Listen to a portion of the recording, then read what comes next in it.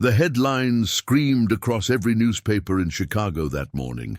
Black Industries HEIR vanishes after graduation scandal. But Conrad Black wasn't reading the newspapers. He was standing in the middle of his father's empty warehouse district, staring at the skeletal remains of what would become his sanctuary. At 24, Conrad had everything the world believed a young man should want. The Black family fortune, built over 3 generations through steel manufacturing and real estate development, had positioned him as one of Chicago's most eligible bachelors. His trust fund alone could buy a small country. His penthouse overlooked Lake Michigan from the 42nd floor of the prestigious Harrison Tower. His garage housed 7 luxury cars he rarely drove, and his closet contained suits that cost more than most people's annual salaries. None of it mattered now. Before we jump back in, tell us where you're tuning in from, and if this story touches you, make sure you're subscribed, because tomorrow I've saved something extra special for you. The catastrophe had begun 3 weeks earlier at Northwestern University's graduation ceremony. Conrad had worked tirelessly for his master's in business administration, not because his father demanded it, but because it represented the one thing his money couldn't buy: genuine achievement. He had studied late into countless nights, sacrificed social events, and poured his soul into a thesis on sustainable business practices in manufacturing, a topic that would revolutionize his family's steel empire. But as he walked across that stage to receive his diploma, everything unraveled in 30 seconds. The video had gone viral within hours. Someone had secretly recorded a conversation between Conrad and his study group partner, Sarah Martinez, 2 months before graduation. In the footage, Sarah appeared to be completing Conrad's final project while he lounged nearby, seemingly oblivious to the work being done. The audio was damning. "Just finish it, Sarah. I'll make sure you get that internship at Goldman Sachs my father promised." The truth was far more complex. Sarah had been struggling with her own thesis while dealing with her mother's cancer treatments. Conrad had hired her as a research assistant, paying her generously to help with data compilation while she focused on her family crisis. The internship was her reward for excellent work, not a bribe for academic dishonesty. But the video, expertly edited and stripped of context, painted him as another entitled rich kid buying his way through life. Within days, Northwestern launched an investigation. The media frenzy intensified when 3 more students came forward with similar allegations, all proven false, but the damage was irreversible. Social media exploded with hashtags like Privileged Conrad and Trust Fund Fraud. Death threats poured into his email. Photographers camped outside his penthouse. His former friends distanced themselves, fearing guilt by association. The final blow came from his own father, Richard Black, the 70-year-old patriarch of Black Industries, summoned Conrad to the family estate in Lake Forest. The mansion, with its marble columns and manicured gardens, had once felt like home. Now it felt like a courthouse. "You've embarrassed this family beyond repair," Richard had said, not looking up from the financial reports spread across his mahogany desk. 3 generations of Black men built this company's reputation. "You've destroyed it in 3 weeks," Conrad tried to explain, but his father raised a weathered hand to silence him. "The board is losing confidence. Our stock price has dropped 12% since this scandal broke. I've received calls from every major client questioning our ethics, our values, our integrity. They're asking if we cut corners in business the same way you apparently cut corners in school." "Dad, I didn't." "It doesn't matter what you did or didn't do," Richard interrupted, his voice cold as the Lake Michigan wind outside. "What matters is perception.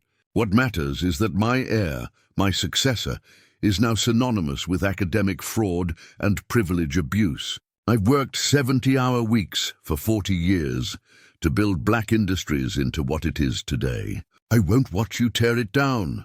The ultimatum was delivered with surgical precision.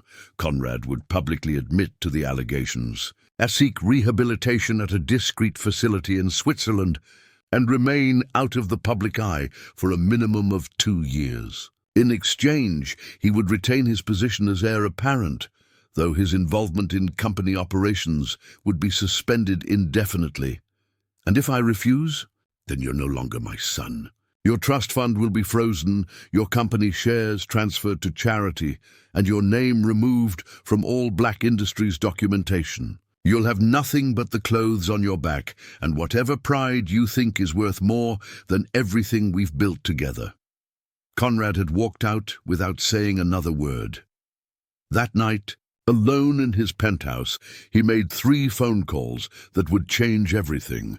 The first was to his personal attorney, instructing him to liquidate Conrad's art collection and sell his cars. The second was to a real estate agent listing his penthouse for immediate sale. The third was to Marcus Thompson, a contractor who specialized in industrial renovations. "I need you to convert a warehouse into something livable," Conrad had said. "Money is no object, but I need it done quietly and quickly. What kind of space you looking for, Mr. Black?" "A fortress, somewhere I can disappear."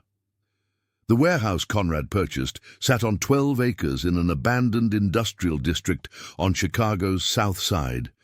The building itself was a relic from the 1920s, constructed during the city's manufacturing boom. Its brick walls were 2 feet thick, designed to withstand both fire and the harsh Midwestern winters. The interior was a vast empty cavern spanning 50,000 square feet, with 30-foot ceilings supported by massive steel beams. Ironic, given that those beams had been manufactured by Black Industries decades earlier.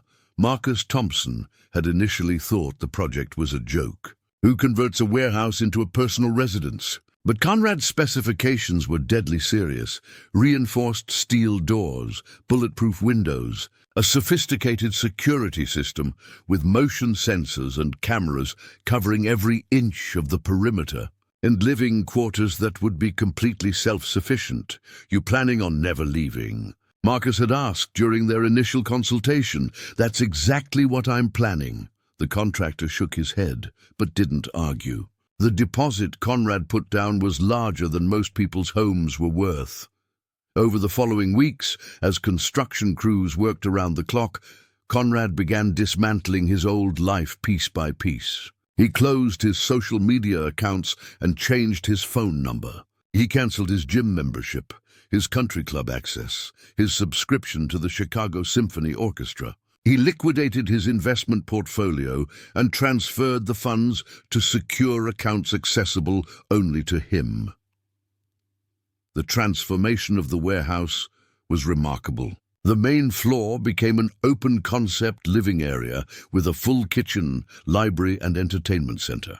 The second level, accessible by a newly installed elevator, housed his bedroom suite and a private office overlooking the factory floor below. The basement was converted into a sophisticated workshop and storage area, stocked with enough supplies to last months without outside contact. But the most impressive feature was the security system. Motion sensors detected movement within 100 yards of the building. Cameras provided 360-degree surveillance, with feeds monitored from a central command station in Conrad's office. The main entrance required both a key card and biometric scan to access. Emergency exits were strategically placed but similarly secured. Conrad had essentially built an impenetrable sanctuary in the heart of one of America's largest cities. The media eventually lost interest, moving on to fresher scandals and newer targets. His former friends stopped calling. His father made no attempt at reconciliation. Within a month, Conrad Black had effectively vanished from the world that had once celebrated and then vilified him.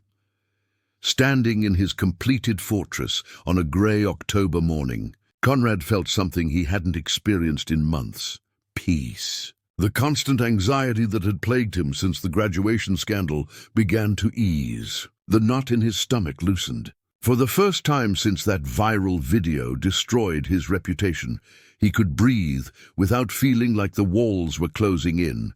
But peace, he would soon discover, was not the same as healing. And isolation, no matter how perfectly engineered, could not silence the questions that haunted him in the quiet moments between day and night. Who was Conrad Black when stripped of his family name, his wealth, and his place in society? What remained of a man when everything he had built his identity upon was taken away? The answers to those questions would come from the most unexpected source of all, a gentle woman with kind eyes who would see past his walls, both literal and metaphorical, and challenge him to find the person he was truly meant to become. Preparing and narrating this story took us a lot of time, so if you are enjoying it, subscribe to our channel. It means a lot to us. Now back to the story. For 3 months, Conrad lived like a ghost in his own fortress. He ordered groceries online, had them delivered to the outer gate, and retrieved them only after the delivery drivers had left. His days blurred together in a haze of Netflix binges, video games, and mindless internet browsing. He slept until noon, ate whenever hunger struck, and lost track of what day it was. The sophisticated workspace he'd designed went unused. The library remained untouched. The workshop collected dust. The isolation he'd craved was proving more suffocating than the media attention had ever been. It was during one particularly dark February morning that everything changed. Conrad was hunched over his laptop in yesterday's clothes, scrolling through social media posts from his former classmates who were now thriving in their careers, when the security system chimed. Someone was at the outer gate. Through the surveillance monitors, he watched a woman in her 50s step out of a modest Honda Civic. She wore a practical navy coat and carried a leather briefcase that had seen better years. Her graying hair was pulled back in a neat bun, and she moved with the confident stride of someone who had spent decades navigating difficult situations. The intercom crackled to life. "Mr. Black. My name is Elena Rodriguez. I'm from Midwest Domestic Solutions. I believe you've been expecting me." Conrad stared at the screen, confused. He hadn't contacted any domestic services. But then, he remembered, Marcus Thompson, his contractor, had mentioned something about arranging ongoing maintenance for the building systems. He'd apparently taken the initiative to hire someone for upkeep. "I haven't scheduled any appointments," Conrad replied through the intercom. Elena smiled at the camera, and even through the security feed, her warmth was palpable. "I understand your confusion, Mr. Black. Mr. Thompson contracted our services for quarterly maintenance checks. Your heating system, security equipment, and building infrastructure all require regular inspection to function properly." "I have the paperwork here if you'd like to verify." Conrad hesitated. He'd successfully avoided human contact for months, and the prospect of letting anyone into his sanctuary felt like a violation. But the heating system had been acting up lately, and the thought of dealing with repairs himself was overwhelming. "Leave the paperwork at the gate," he said finally. "I'll review it and contact you if I need services." "Mr. Black," Eleanor said gently, "with all due respect, I can see from out here that your external vents haven't been cleaned in months. Chicago winters are hard on these old buildings. If you don't maintain them properly, you could be looking at system failures that will cost 10 times more to fix than prevent." There was something in her voice, not pushy or impatient, but genuinely concerned. It reminded Conrad of his grandmother, who had passed away when he was 12. She'd had that same practical kindness, that way of stating facts without making you feel judged, against every instinct he'd developed over the past months. Conrad buzzed her through the outer gate. Elena Rodriguez was exactly as she'd appeared on camera, professional, unflappable, and radiating a competence that immediately put Conrad at ease. She didn't gawk at the fortress's impressive interior or make comments about his unconventional living situation. Instead, she got straight to work. "Beautiful restoration job," she said, examining the heating controls. "Mr. Thompson does excellent work, but these industrial systems need attention every 3 months, not once a year like residential units." As she worked, Eleanor kept up a steady stream of conversation that somehow didn't feel intrusive. She talked about Chicago's brutal winter, the challenges of maintaining older buildings, and the satisfaction of keeping complex systems running smoothly. She mentioned her 2 grown daughters, Maria, who taught elementary school, and Carmen, who worked as a nurse at Northwestern Memorial Hospital. Carmen loves her job, Elena said, while checking air filters. But she says the hardest part isn't dealing with medical emergencies. It's helping people who've lost hope find their way back to believing in themselves. Conrad found himself listening more intently than he had to any conversation in months. Elena worked for 4 hours, methodically inspecting every system in the building. She identified 12 maintenance issues, none critical, but all requiring attention to prevent future problems. As she prepared to leave, she handed Conrad a detailed report and a service schedule. "I'd recommend monthly visits for the first 6 months," she said. "These old buildings are like classic cars. They need extra attention until everything's running smoothly. Then they'll serve you faithfully for decades." "Monthly seems excessive," Conrad replied, though he found himself hoping she'd argue the point. Elena smiled. "Mr. Black, you've invested in creating something remarkable here. But even the most beautiful fortress needs maintenance to remain strong. The question is, do you want to maintain it properly, or do you want to wait for things to break?" After she left, Conrad found himself looking forward to her return visit in ways he couldn't fully understand. For the first time in months, his fortress felt less like a prison and more like a home that simply needed care. Elena's next visit came 3 weeks later. This time, she brought homemade empanadas, explaining that she'd made too many for her weekly dinner with her daughters and hated to waste food. Conrad, who'd been surviving on takeout and frozen meals, accepted them gratefully.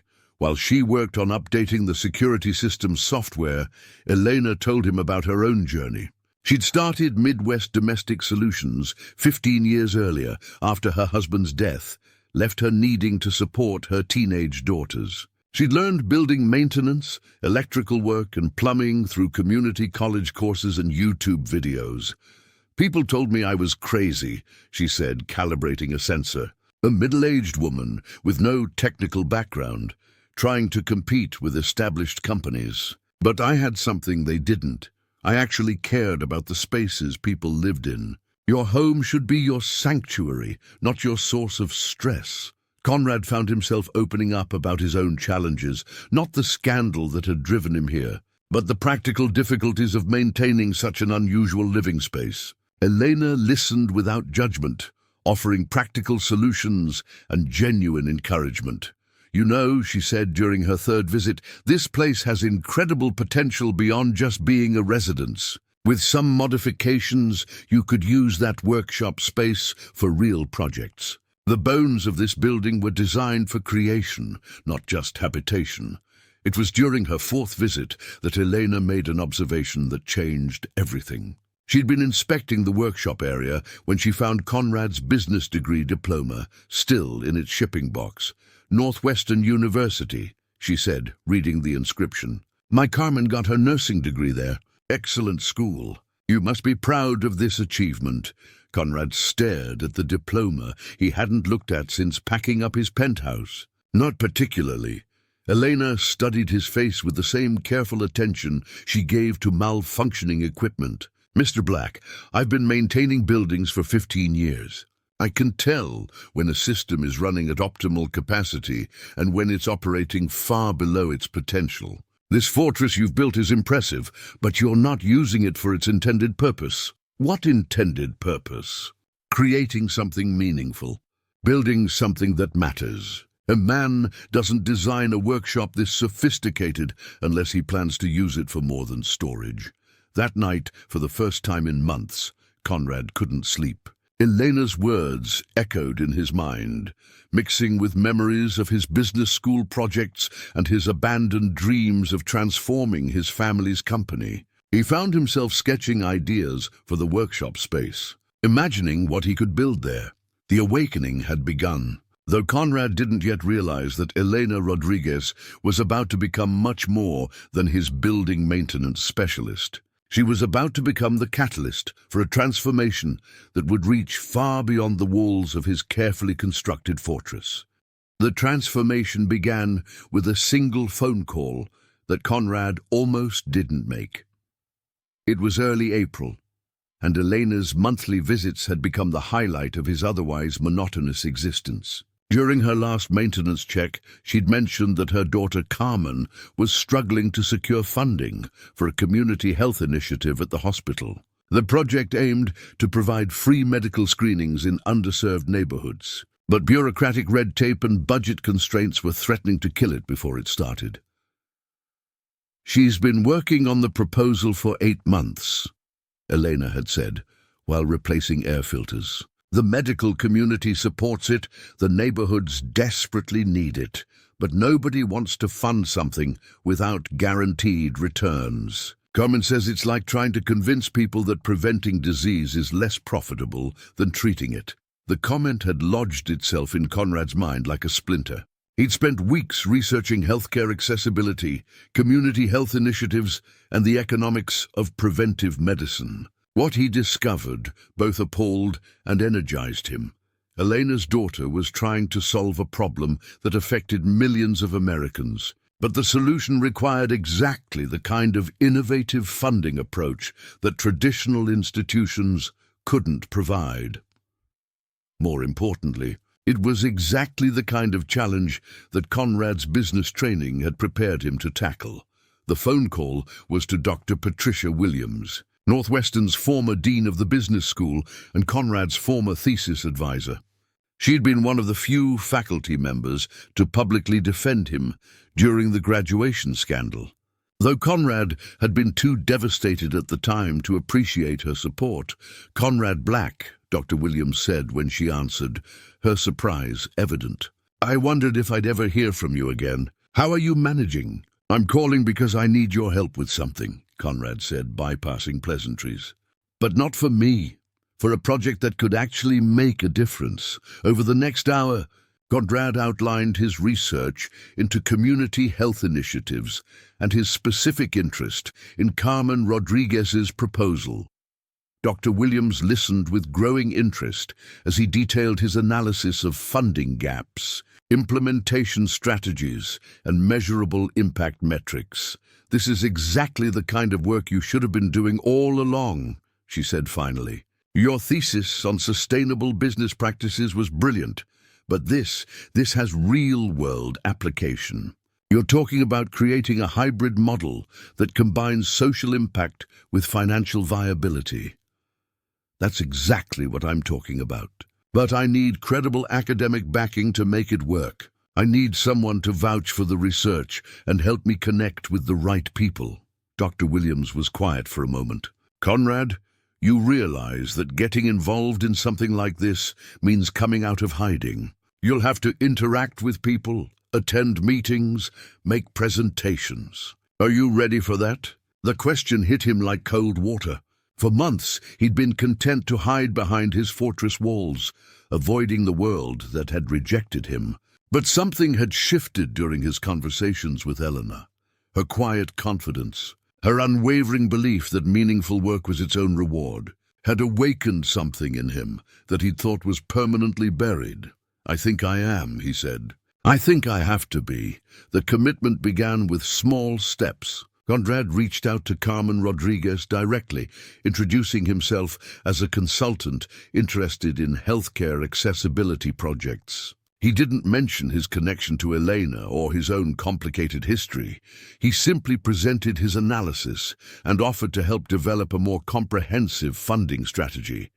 Carmen was initially skeptical. She'd dealt with plenty of well-meaning consultants who promised everything and delivered nothing. But when Conrad presented her with a 40-page feasibility study he'd completed entirely on his own, her skepticism turned to cautious optimism.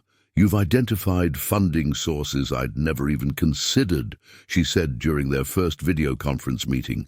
"This hybrid approach, combining grant funding, corporate partnerships, and community investment, it could actually work." "It will work," Conrad replied. "But only if we're willing to think beyond traditional models. What you're proposing isn't just a health program. It's a proof of concept for community-driven social change."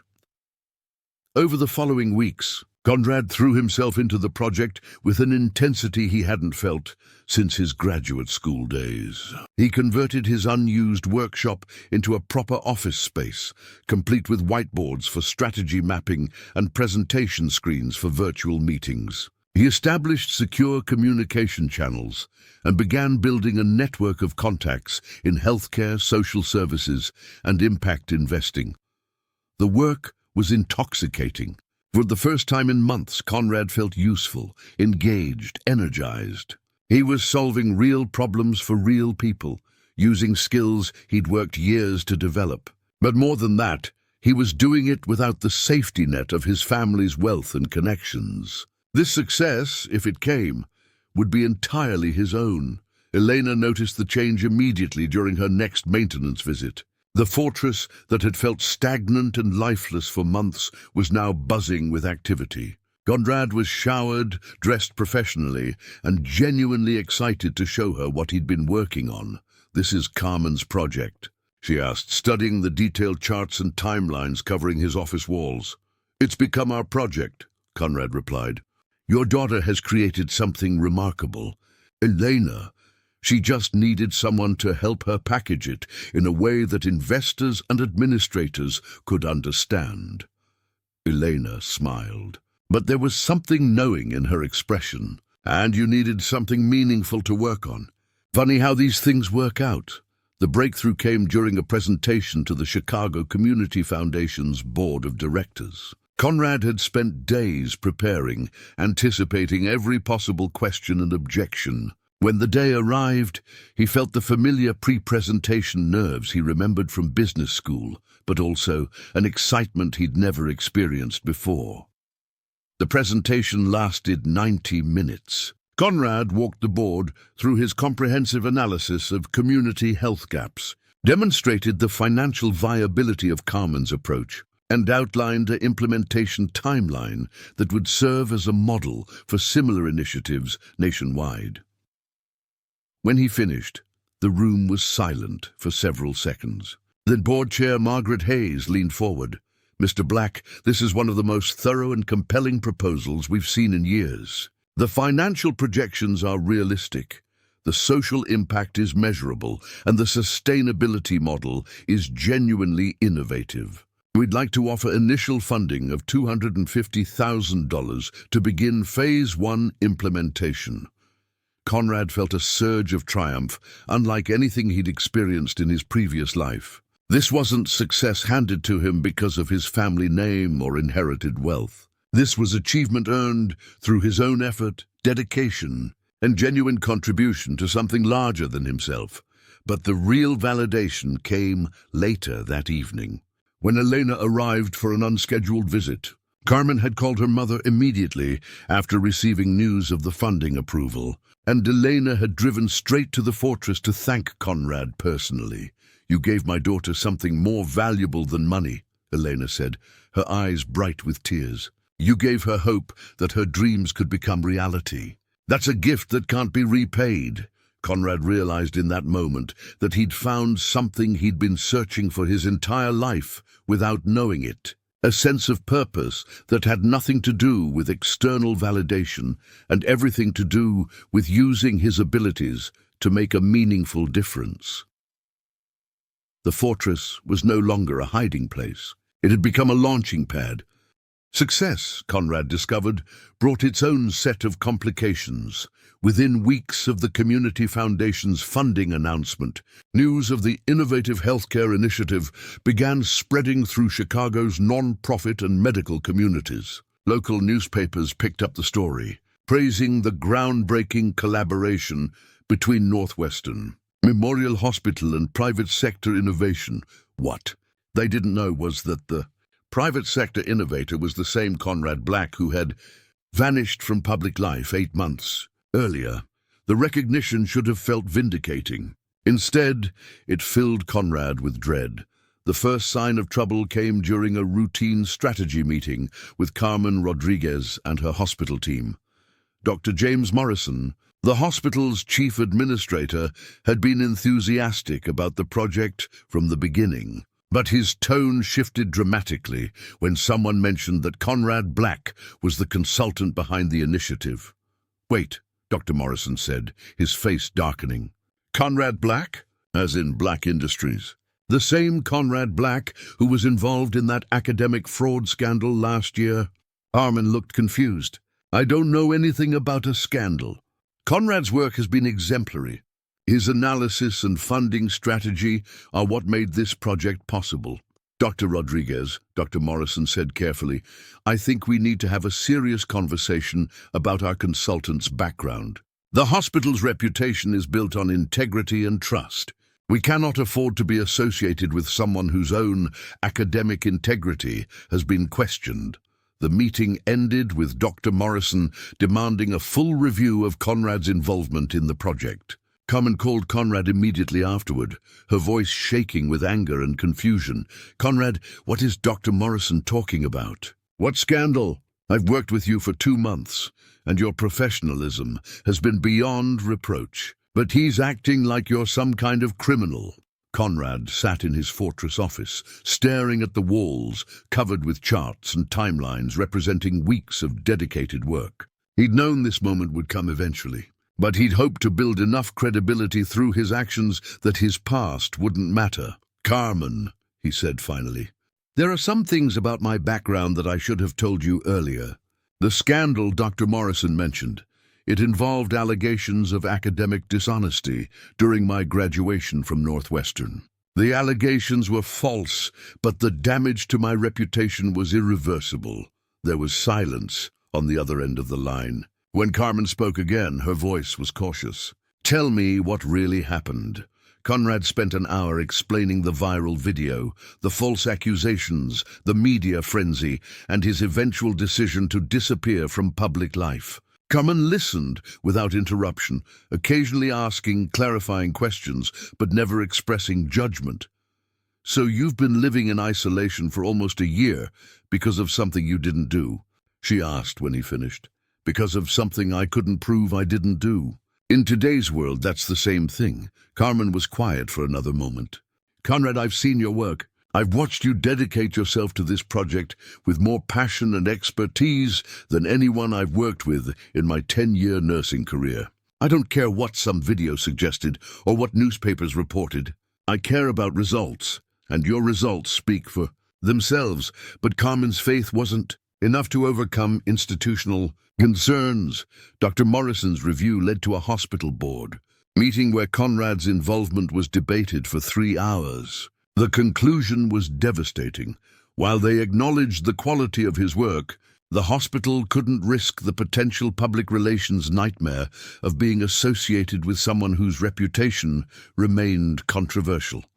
"I'm sorry." "Carmen," Dr. Morrison said during a follow-up call that Conrad listened to via conference line, "the board appreciates Mr. Black's contributions, but we need to transition to a different consultant for the implementation phase. We'll honor our existing commitments, but his active involvement needs to end immediately." Conrad felt the familiar weight of rejection settling over him like a heavy blanket. All the progress he'd made, all the confidence he'd rebuilt, all the sense of purpose he'd discovered, it was crumbling again because of a lie that refused to die. That evening, Elena arrived for her scheduled maintenance visit to find Conrad in the darkest mood she'd seen since their first meeting. He was sitting in his workshop, surrounded by project materials he was boxing up for Carmen to take over. "Carmen told me what happened at the hospital," Elena said, settling into a chair across from him. "I'm sorry, Conrad. This isn't fair." "Fair doesn't matter," Conrad replied bitterly. "This is reality. No matter what I accomplish, no matter how hard I work, that video will always define me. Maybe my father was right.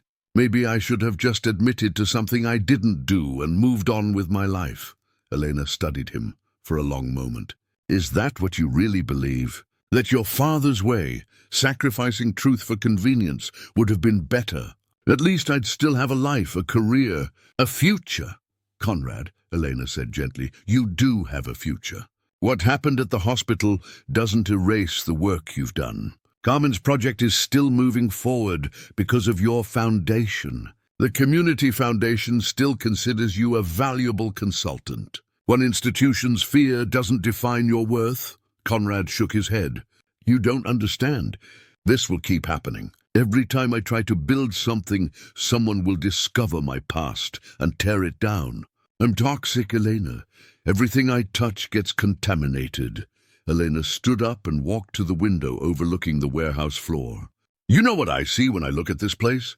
I see a man who turned his worst moment into an opportunity to build something extraordinary. You didn't just hide from the world. You created a space where you could do meaningful work without being defined by other people's prejudices. And what good has that done me? The moment I try to share that work with the world, it all falls apart. Elena turned back to face him. Conrad, my husband died when Carmen and Maria were teenagers. For months after his funeral, I was convinced that I'd never be able to support my family, that I was too old and inexperienced to start over. Everyone told me to be realistic, to accept help, to lower my expectations. Conrad looked up, surprised by this revelation. Elena had never spoken about her husband's death in detail, but I had a choice, she continued. I could let other people's limitations become my limitations, or I could prove them wrong through my actions. Starting my business wasn't about changing their minds. It was about creating a life that didn't depend on their approval. That's different. You weren't dealing with a scandal that followed you everywhere. No, but I was dealing with assumptions about what a middle-aged widow could accomplish. The principle is the same. You can spend your energy fighting other people's perceptions, or you can spend it building something so valuable that the perceptions become irrelevant. Elena walked over to the project materials Conrad had been packing away. She picked up one of his comprehensive funding analyses, flipping through pages of detailed research and innovative solutions. This work is too important to abandon, because one hospital board got scared, she said. Carmen's project is just the beginning. There are hundreds of communities that need exactly what you're offering. The question is, are you going to let Dr. Morrison's fear stop you from reaching them? Conrad stared at the documents in Elena's hands, seeing weeks of his best work reduced to a stack of papers waiting to be boxed away. But as he looked at Elena's determined expression, he began to see something else, an opportunity to prove that meaningful work could survive institutional rejection.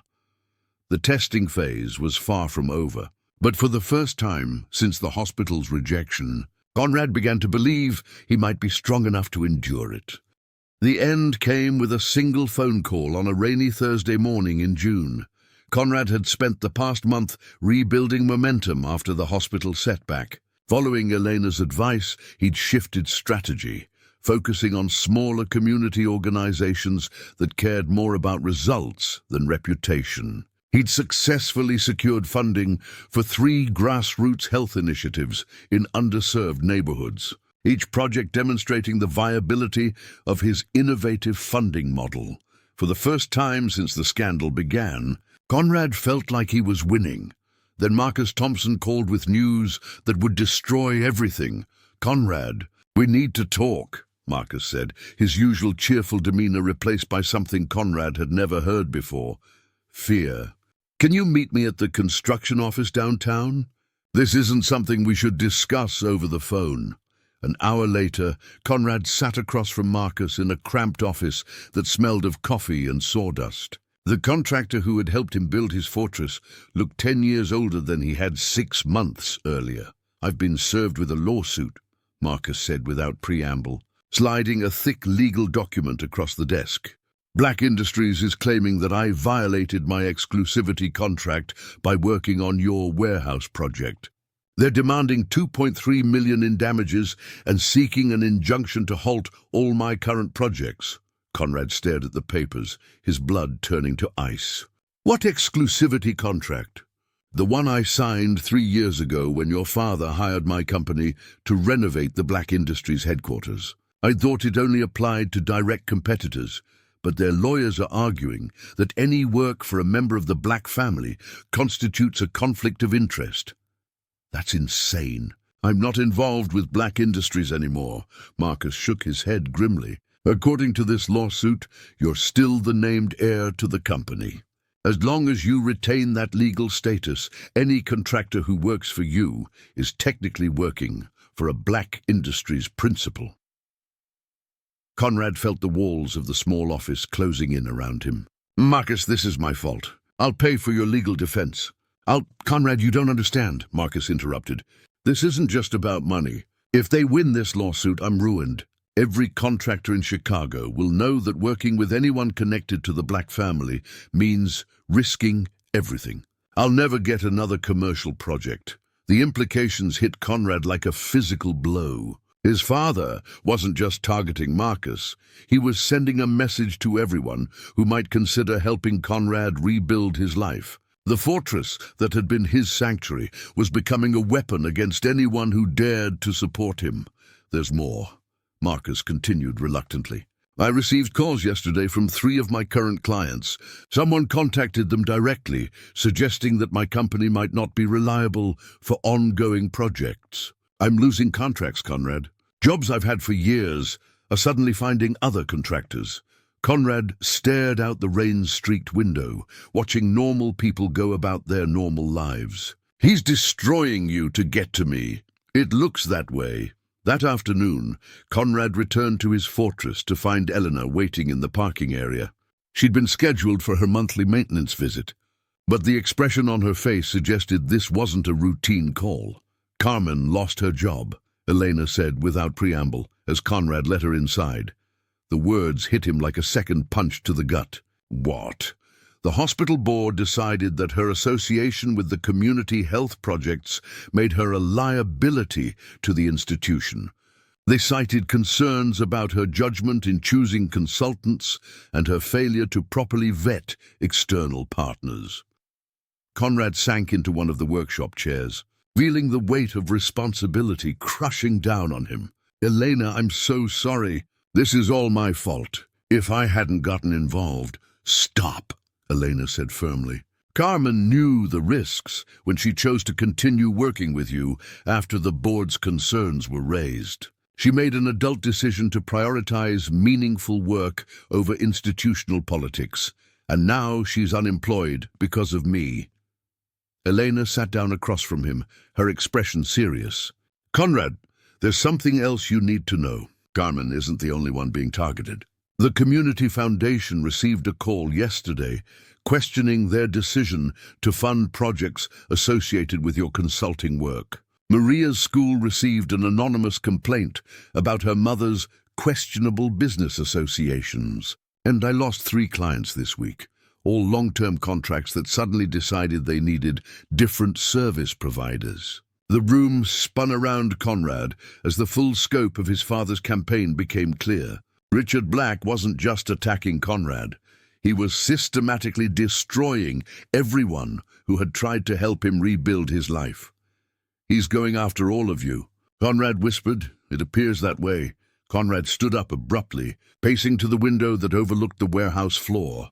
I won't let this happen. I'll call him. I'll agree to his terms, do whatever he wants. I'll disappear completely if that's what it takes to stop him from hurting you and your family. Conrad, Elena said quietly, sit down. We need to talk. Something in her tone made him turn around. Elena's expression was unlike anything he'd seen from her before. Not angry, not afraid, but absolutely determined. For the past 6 months, I've watched you transform from a broken man hiding from the world into someone who uses his talents to make a real difference in people's lives. I've seen you dedicate yourself to projects that help others, not because you had to, but because you discovered it was who you really are. And look what it's cost everyone who believed in me. Look what it's revealed about the kind of person your father is, Elena countered. Conrad, successful bullies depend on their victims isolating themselves. They win when good people decide it's easier to surrender than to fight back. Conrad shook his head. This isn't your fight, Elena. None of you signed up for this. Elena stood up and walked over to him, placing a gentle hand on his shoulder. The day I decided to help you maintain this fortress, I signed up for whatever came with it. Carmen signed up the moment she chose to work with you, despite the hospital's objections. Marcus signed up when he agreed to build something extraordinary instead of something safe. And now you're all paying the price for my problems. We're all standing up for what we believe in. Elena corrected. The question is, are you going to stand with us, or are you going to let your father win by convincing you that you're not worth fighting for? Conrad looked around the fortress he'd built as a refuge from a hostile world. For months, these walls had protected him from judgment, rejection, and pain. But they had also protected him from the possibility of genuine connection, meaningful work, and the kind of life he'd never known he wanted. Elena, he said finally, I don't know how to fight someone with my father's resources and connections. Everything I've tried to build he can tear down with a phone call. Elena smiled, and for the first time since this crisis began, Conrad saw hope in her expression. Conrad, she said, you've been thinking about this all wrong. Your father's power comes from working within a system that values reputation over results, connections over character. But you've already proven there's another way. She gestured around the fortress, encompassing the workspace where he'd developed innovative funding strategies, the office where he'd coordinated successful community projects, the sanctuary where he'd discovered his true calling. You built something here that doesn't depend on his approval or his system. Now it's time to prove that what you've built is stronger than what he's trying to tear down. The crisis had reached its peak, but as Conrad looked at Elena's determined expression, he began to see the outline of a path forward, one that would require him to stop hiding from his father's attacks and start fighting back with the only weapons that truly mattered: truth, integrity, and the power of work that genuinely helped others. The breakthrough came at 3:47 a.m. on a sleepless Friday night, when Conrad was reviewing the original video that had destroyed his life 8 months earlier. He'd watched the damning footage hundreds of times since the scandal broke, each viewing confirming his helplessness against the edited narrative. But tonight something was different. Instead of watching as a victim seeking vindication, he was analyzing it as the business strategist he'd trained to become, looking for patterns, inconsistencies, and opportunities that others had missed. That's when he noticed the timestamp anomaly. The viral video claimed to show a continuous conversation between Conrad and Sarah Martinez from February 15th, but embedded in the metadata, visible only when examined with specialized software, were micro timestamps that revealed something extraordinary. The footage had been assembled from at least 4 different recording sessions spanning 6 weeks. Conrad's hands trembled as he cross-referenced the timestamps with his calendar from that period. February 15th was the day he'd given Sarah a research assignment and promised to help her secure the Goldman Sachs internship as payment. But the audio of him saying, "Just finish it, Sarah," came from March 8th, when he was asking her to finalize data compilation for a completely different project. The apparently dismissive tone wasn't dismissive at all. It was exhausted gratitude after an 18-hour work session. The video was a sophisticated fabrication.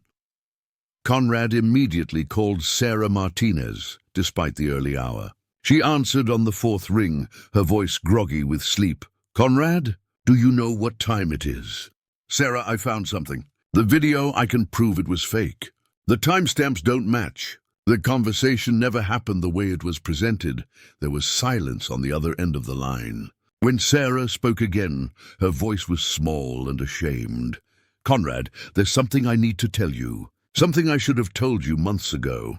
Over the next hour, Sarah revealed the truth that would change everything. The video had been created by Derek Hoffman, a classmate who had been furious about not receiving the Goldman Sachs internship himself. Derek had secretly recorded multiple conversations between Conrad and Sarah, then used editing software to create a narrative that made Conrad appear to be bribing her for academic assistance.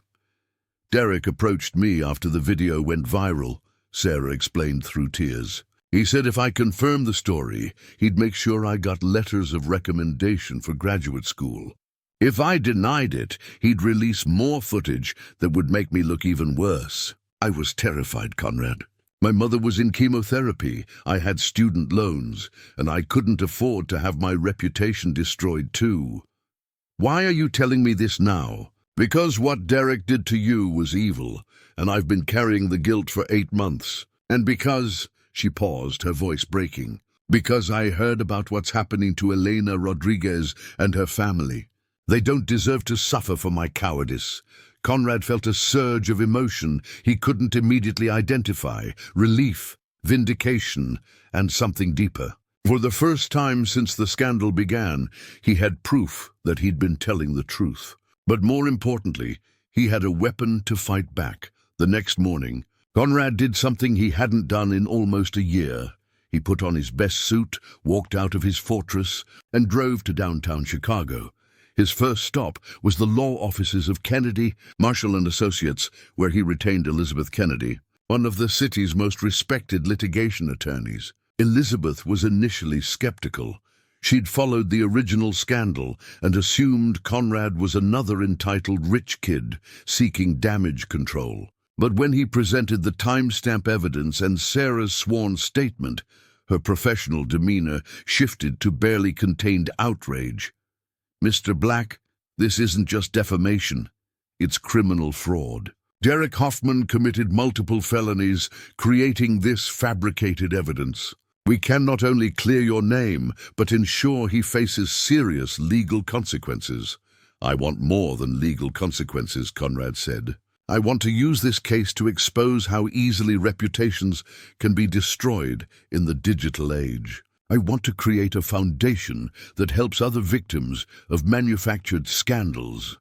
Elizabeth smiled for the first time since their meeting began. Now that's a lawsuit with a purpose.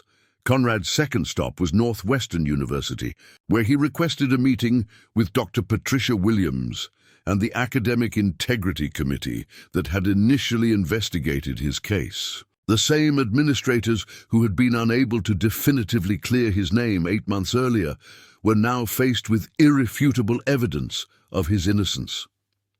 Mr. Black, said committee chair Dr. Robert Chen, on behalf of Northwestern University, I want to formally apologize for the damage done to your reputation. While our investigation found no conclusive evidence of wrongdoing, we should have been more aggressive in defending you against clearly fabricated allegations. I don't want an apology, Conrad replied. I want Northwestern to lead a national conversation about protecting students from digital character assassination. I want to fund a research center focused on detecting and preventing manufactured scandals. Dr. Williams leaned forward, her eyes bright with interest. You're talking about turning your personal ordeal into an institutional solution. I'm talking about making sure no other student has to go through what I went through or what Sarah went through when she was coerced into supporting a lie. Conrad's third stop was the Chicago Tribune newsroom, where investigative journalist Amanda Foster had been following the story since its inception. Amanda had been one of the few reporters to question the original video's authenticity, but without concrete evidence. She'd been unable to pursue the story further. The timestamp analysis is brilliant, Amanda said, reviewing Conrad's documentation. But what makes this story truly compelling is what you've done since the scandal broke. Instead of just hiding or seeking revenge, you've built something meaningful. The community health projects, the innovative funding models. This isn't just about clearing your name. It's about proving that character is revealed through actions, not accusations. Exactly. I want people to understand that the real scandal isn't what was done to me. It's what our culture's willingness to destroy people based on viral videos says about who we've become. That evening, Conrad returned to his fortress to find Elena waiting with dinner she'd prepared. Carmen was with her, the first time Conrad had seen her since she'd lost her job at the hospital. Elena told me about your discoveries, Carmen said as they sat down to eat. I want you to know that even when I didn't understand what was happening to you, I never doubted the quality of your work or the integrity of your character. Carmen, I'm going to make this right. For you, for Marcus, for everyone who suffered because they believed in me." Elena smiled across the table. "Conrad, you already have made it right. The man sitting here tonight isn't the same person who was hiding in this fortress 6 months ago. You've learned something that money and family connections could never teach, that real strength comes from standing up for what's right, even when it's difficult." Conrad looked around the fortress that had been his refuge for so many months. The walls that had once felt like protection now felt like a launching pad. Tomorrow, he would begin the process of clearing his name, exposing the truth, and ensuring that Derek Hoffman faced consequences for his crimes. But tonight, sitting with the two women who had believed in him when he couldn't believe in himself, Conrad realized that the most important breakthrough had already occurred. He had discovered who he truly was when everything else was stripped away, someone willing to fight not just for himself, but for anyone else facing similar injustice. The fortress had served its purpose. Now it was time to tear down the walls, not the physical ones that had sheltered him, but the emotional ones that had kept him from becoming the man he was always meant to be. The vindication began with Derek Hoffman's arrest on a Tuesday morning in August, exactly 1 year after the viral video had destroyed Conrad's reputation.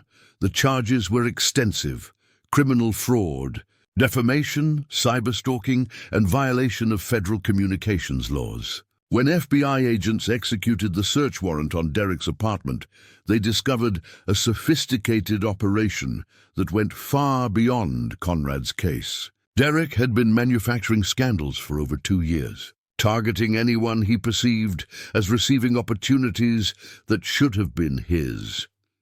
"This wasn't just about you," FBI Special Agent Patricia Cross explained to Conrad during a briefing at the federal building.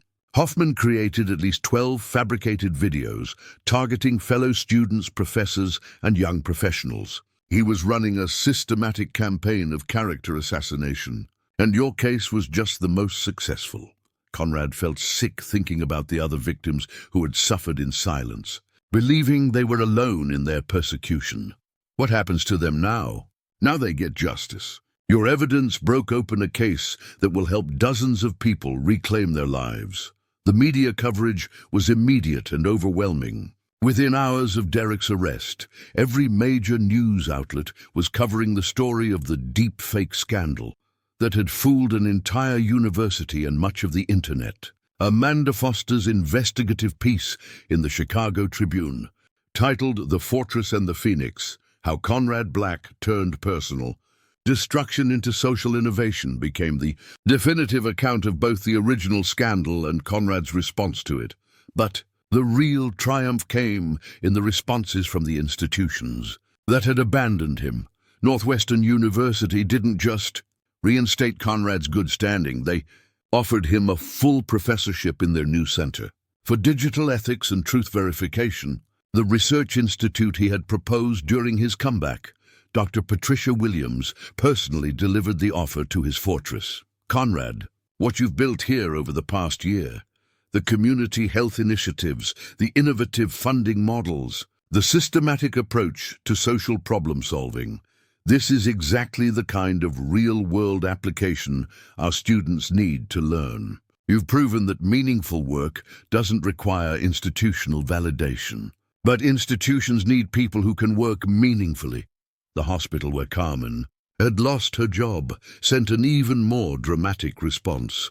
Dr. James Morrison himself arrived at Conrad's fortress with a formal letter of apology and an offer to make Carmen the director of the new Community Health Innovation Department, a CC position created specifically to implement the kind of programs she and Conrad had developed.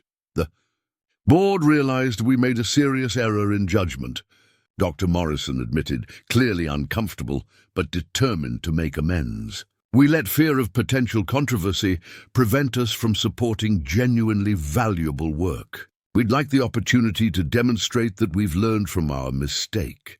Marcus Thompson's lawsuit was not only dropped, but reversed. Black Industries, under pressure from both the FBI investigation and the public relations nightmare of being exposed as bullies, offered a settlement that would fund Marcus's expansion into sustainable construction practices, the kind of work he'd always wanted to pursue but couldn't afford to risk. But the most meaningful triumph came from an unexpected source. Conrad's father, Richard Black, arrived at the fortress on a quiet Sunday evening, driving himself in a modest sedan rather than his usual chauffeur-driven luxury car. Conrad watched through the security monitors as his father sat in the parking area for 10 minutes before finally getting out and approaching the entrance. "Hello, Conrad," Richard said when Conrad opened the door. He looked older than his 70 years, his usually perfect appearance slightly disheveled. "May I come in?" Conrad led his father into the main living area, where Richard stood looking around at the space with obvious amazement. The fortress had evolved far beyond its original defensive purpose. The walls were now covered with documentation of successful community projects, thank you letters from families whose lives had been improved by Conrad's initiatives, and photos from the various programs he'd helped create. "This is remarkable," Richard said quietly. "You've built something extraordinary here." "I've built what you taught me to build," Conrad replied carefully. "A place where meaningful work can happen without interference from people who prioritize appearances over results." Richard flinched at the subtle rebuke, but didn't defend himself. Instead, he walked over to a wall displaying photos from the community health fairs that Carmen's programs had made possible. "Conrad, I came here to apologize, but looking at this, I realize an apology isn't sufficient. I came here to ask for your forgiveness, but I'm not sure I deserve it." Conrad studied his father's face, seeing genuine remorse for the first time in their relationship. "What changed your mind?" "The FBI investigation revealed things about my campaign against you that I didn't authorize. When I told my lawyers to pressure your associates, I thought I was protecting the family business from scandal. I didn't realize they would target innocent people like Elena Rodriguez and her daughters. I didn't know about the threats against Marcus Thompson's family or the harassment of Dr. Martinez." Richard's voice broke slightly. "Conrad, when I saw what my anger had unleashed, I realized that I had become exactly the kind of person our family built its reputation opposing. Grandfather started Black Industries to provide honest work for honest people. I've spent so much time protecting that legacy that I forgot what it actually meant." Conrad felt a complex mix of emotions: anger at the months of suffering his father had caused, relief that the attacks had finally stopped, and something approaching understanding of the fear that had driven his father's actions. "Dad, for my entire life, you taught me that success meant meeting other people's expectations. That reputation was more valuable than character. That what people thought of us mattered more than what we actually did. It took losing everything to learn that you were wrong."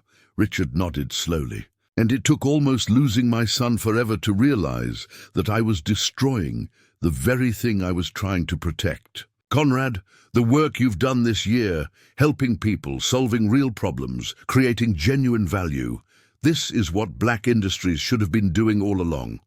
What are you saying?" Richard reached into his jacket and pulled out a legal document. "I'm saying that I want to restructure Black Industries as a social impact corporation, with you as the operational director.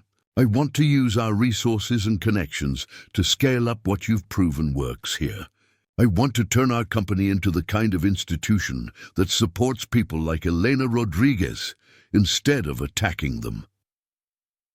Conrad stared at the document, realizing that his father was offering him everything he'd once wanted: control of the family business, unlimited resources to pursue his vision, and the institutional platform to make a difference on a national scale. But he also realized that he no longer needed his father's approval to feel successful. "Dad, I'll consider your offer, but with conditions. Elena Rodriguez becomes our senior advisor on community development. Carmen Rodriguez heads our healthcare initiative division. Marcus Thompson gets exclusive contracts for all our sustainable construction projects. And we establish a foundation specifically to help other victims of manufactured scandals rebuild their lives. Richard smiled for the first time since entering the fortress. Those aren't conditions, Conrad. Those are exactly the kinds of partnerships we should have been building all along. That evening, after his father left, Conrad stood on the fortress roof, watching the Chicago skyline light up against the darkening sky. The building that had been his refuge for over a year would always be special to him. But it was no longer a fortress built to keep the world out. It had become a foundation for building something larger, a life dedicated to proving that truth. Integrity and meaningful work could triumph over fear, prejudice, and manufactured controversy. The personal triumph was complete. But Conrad knew the real victory lay in what would come next, using his restored position and resources to ensure that others facing similar challenges would never have to fight alone. 2 years later, Conrad Black stood before an audience of 500 social entrepreneurs, community leaders, and digital rights advocates at the first annual Truth and Resilience Summit in Chicago. The event was being held in the renovated warehouse district where his fortress still stood, no longer a place of hiding, but the headquarters of the Black Foundation for Digital Justice.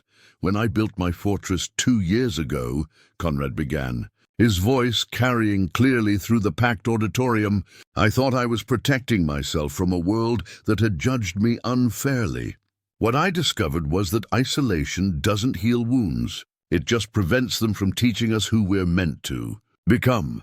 In the front row sat the people who had transformed his life as much as he had transformed theirs. Elena Rodriguez, now the Foundation's Director of Community Partnerships, smiled proudly. Beside her, Carmen Rodriguez wore the crisp white coat of her new position as Chief Innovation Officer at the expanded Northwestern Memorial Community Health Network. Marcus Thompson, whose construction company had become the leading contractor for sustainable community development projects across the Midwest, nodded approvingly. The last 2 years had exceeded everyone's wildest expectations. The Black Foundation had helped 87 victims of manufactured scandals reclaim their lives and careers. The innovative funding model Conrad had developed was now being used by community organizations in 43 states. The Center for Digital Ethics at Northwestern had become a national leader in combating deepfake technology and digital character assassination.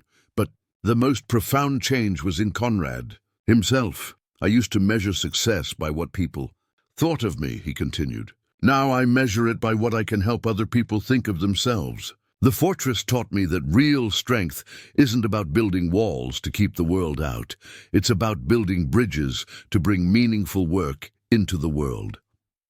After the summit, Conrad walked through the district that had become a model for community-driven urban renewal. Where abandoned warehouses once stood, there were now cooperative businesses, affordable housing, and the community health centers that had grown from Carmen's original vision. The fortress itself had been expanded into a campus that included training facilities for digital literacy, legal aid offices for scandal victims, and incubator spaces for social entrepreneurs.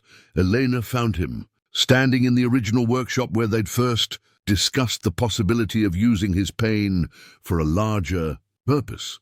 Quite a journey from that. Bitter young man who was packing away his dreams in cardboard.